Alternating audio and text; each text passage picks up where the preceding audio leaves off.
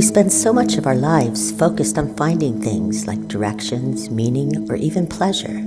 So the idea of purposely getting lost might sound absurd to the average person. But for an artist or spiritual seeker, learning how to get lost can turn the mundane into a peak experience. It can transform the idea of searching into the excitement of following. We get lost each night when we dream. Even those who would deny any creative capacity whatsoever discover the prolific artist within, sketching the landscape of a future horizon. When we get lost, the mind is no longer controlling the outcome, and we open to the numinous.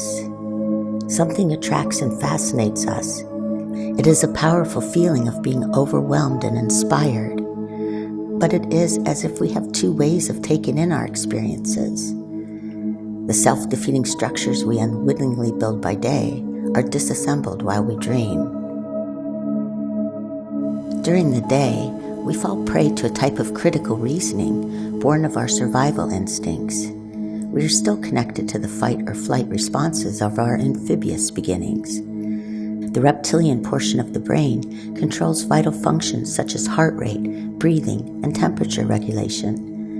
This keeps us vigilant about what is wrong or out of place in the environment. Perhaps evolving into mammals gave us the freedom to have more fun. The transition from reptile to mammal deepened our feeling nature and led to value judgments. This may have opened us to a more creative approach to living. And when the imagination is engaged, we can access the numinous. Since all portions of the brain interact, our drive towards survival can get entangled with value judgments that lead us to control the outcome. No longer tied to the present, the imagination allows us to live anywhere, accessing the past and even the future. But this can also lead to living out a version of reality that is really no more than the idea of living. The word numinous is often associated with religious experiences. Something enticed our focus away from the hunt and our animal beginnings to evolve into our spirituality. Perhaps a divinity became a replacement for parental care, something that emerged from our mammalian life. Or more likely, there may be something in nature that can break through our barriers to entice the development of our potential. Why not get out of the way? Whether artist or spiritual seeker, access to the numinous can transform a sense of striving into a peak experience of heightened creativity. The difference is that something beyond the self has begun to guide the process. Any artist knows that the journey of creating is more important than what we create. If we are moved by the process, so is our work.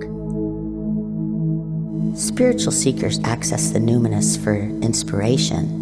This letting go can fill us with a sense of peace. When we open to the bridge where raw creativity or spiritual awakening can take place, we give up our need for control and become a witness.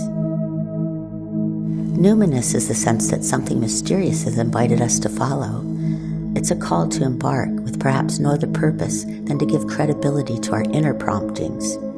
It is a solo journey of initiation where logic is traded for inspiration. Only we know the importance of what we are creating. In the same way a butterfly can stir our sense of awe, getting out of the way of the mystery is key to igniting life's creativity within us.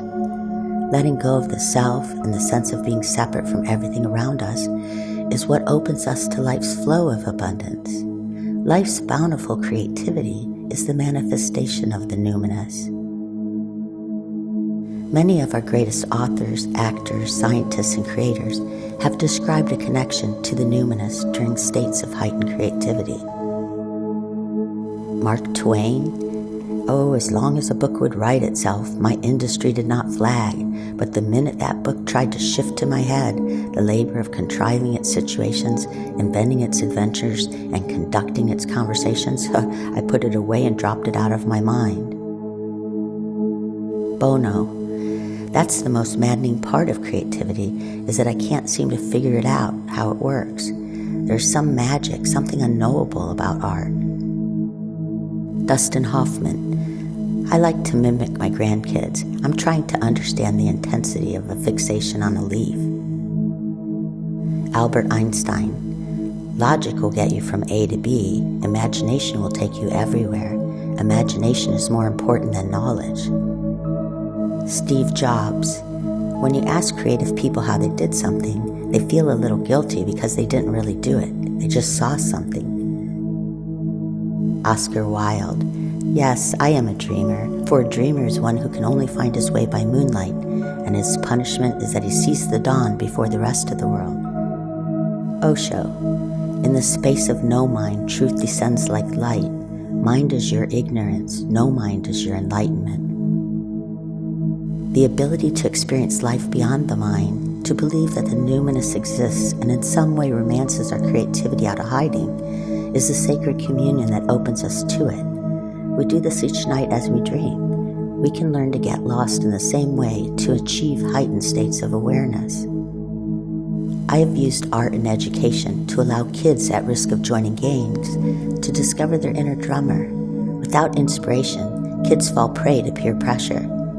I've taught writing and drama to the elderly as a way of engaging them back into the numinous.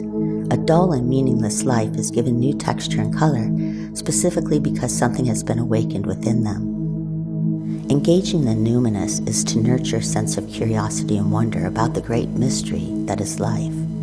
Creativity is not a measure of our cleverness, it is a measure of how open we are to exploring. Like dreaming, the numinous speaks in the language of our unique journey. Actors who can allow the sense of self to abate and allow fantasy to become their reality are able to do so in a very convincing way. Both the audience and performers access the numinous anytime fantasy takes on a life of its own. Writers, too, can open to the idea that a character can have its own life and thereby reveal its hidden motivation in a way that is not concocted. Life so easily becomes mundane as we follow our daily routines, but romancing the numinous is a way of opening the mind's barriers. We can decode our dreams, and the numinous is revealed in the strange guidance that emerges. Similarly, dream work opens us to synchronicity because we are able to access our 24-hour mind, the one that dreams and the one that forgets how to dream.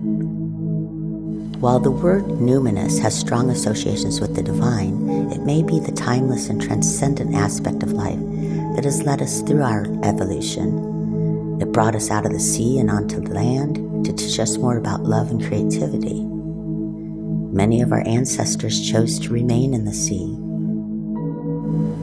In the darkest night, the numinous is like a sunrise. It bathes the mundane in radiant light. But just like the sun, it didn't just appear out of nowhere.